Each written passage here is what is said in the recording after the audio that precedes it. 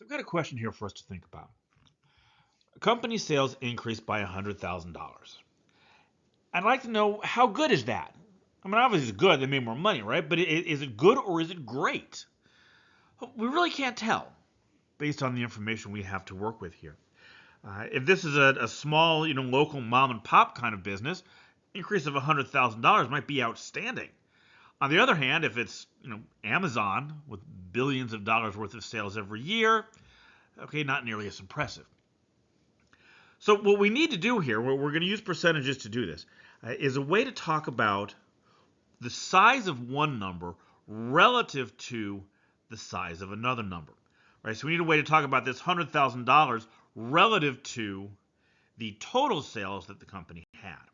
Right, so here's how we're going to do that. We're going to use this thing that's called a percent change formula. Right, so the way this works is we're going to take the new value minus the old value. That's what we call the absolute change. That's the $100,000 for my previous example. And then we divide that by the old value. In your head, I want you to think of that as being, we're always doing this relative to where we started. Right? So that's why the old value goes in the bottom.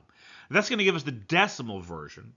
And if we want to go all the way and make this into a percentage, we'll do what we've done before. We'll multiply the result by 100. All right, so let's take an example, right? I have this situation here, and I know that a town's monthly rainfall went from 4¼ inches down to 4.10 inches, and I want to know what was the percent change to 2 decimal places. All right, so I've got a formula, right? We can plug our numbers into here, and really the key to this is making sure you get new value versus old value correct. Right, so new value is going to be the 4.1 figure. 4.10 inches. And the old value is the original rainfall, the 4¼ So if we substitute those into our formula, it looks like this. And now it's just an arithmetic problem. If we do the subtraction on the top, I want you to notice something about it. The result comes out negative, right? And that's what I expected.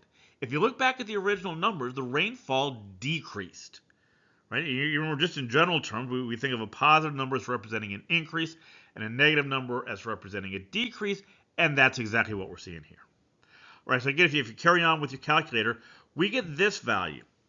And I want you to notice how many decimal places I carried this out to. I went up to 4 decimal digits. Right? You might be thinking, well, why did he do that? The question said to do the answer to 2 decimal places. So why did he go out to 4? Remember, this is not my final answer. Right? I still have to take this and multiply it by 100 to turn it into a percentage. And when we do that, now you see I ended up with negative 3.53%. So it was a decline of about 3.5% in their rainfall.